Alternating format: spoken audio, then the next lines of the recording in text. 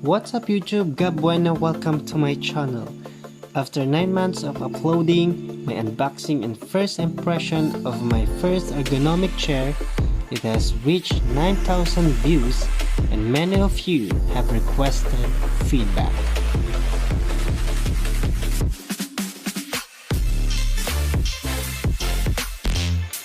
Due to the comment demand, I made this video for all of you. Ultimate review for my SIHOO M57 black ergonomic chair. Before I begin, if you are new in this channel, don't forget to like and subscribe. Thank you. So let's back to the video. Why I choose ergonomic chair instead of gaming chair? Actually, I'm almost ready to get a gaming chair, but the problem is they're mostly made of synthetic leather if you want to buy a cheap one, which will break and be hot if you don't have air conditioning. The others are made fabric, but it's expensive. So the second issue is no one sends cargo here to the La Union area. It's a waste to invest a little and have it all go to trash. So I save up and invest some sturdy and quality ergonomic chair. So I choose ergonomic chair. Second question, where did I get it? From Fornitura.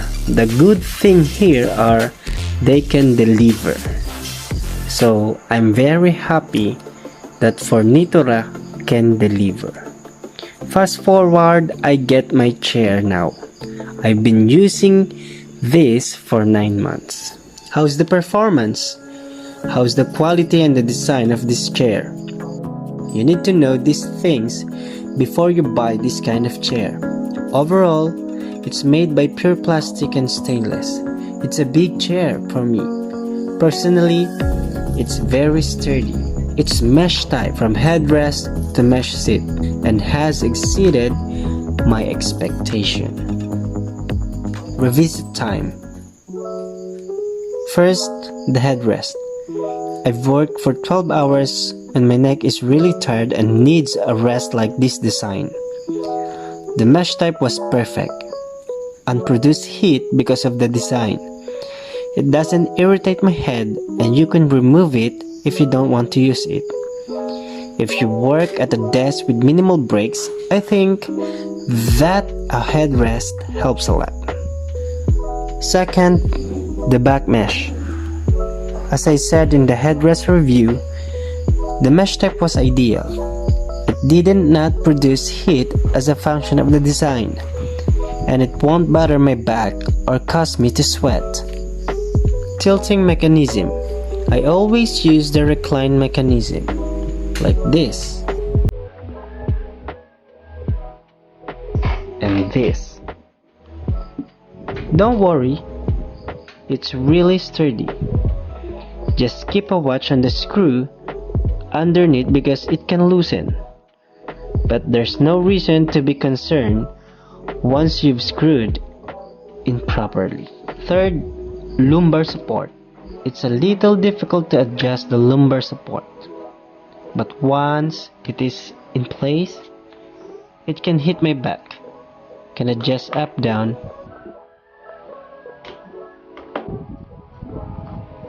push and pull. That's easy. The armrest is adjustable like it always did. It's made of leather, so it's neither soft nor hard. It's exactly right. The highest height that can modify is level on my DIY desk. It's a little flimsy, but that's no big deal because it's screwed down beneath. Mesh seat. Regarding the mesh seat, many of you have asked for feedback. So for me, it has served me well for the past 9 months. It fits my size, not too big or little. I'm 5'6" and weight 65 to 72 kilogram. So it's fine for me and can last a long time. So this chair is very sturdy for me. Adjustable tension. At first, I had no idea what this thing was for.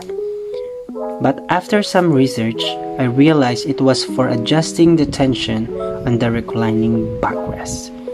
So it's very important in this chair, and it's good. The last part are the wheels of chair. One thing I want to say in this part: quality. That's all. I hope that this update on my chair may help you in getting yours as well. If you enjoyed this video, please like and subscribe. If you have any questions, please leave a comment and I will respond. Making my first unboxing video for this chair was challenging but satisfying because so many of you were impressed. It's a huge opportunity for me as a YouTube newbie to get 9,000 views and a few subscribers. If you're still watching in the end of this video, thank you. Please help me monetize this channel by hitting the subscription button and the notification bell. God bless you and see you soon. This is Gab Bueno. Bye!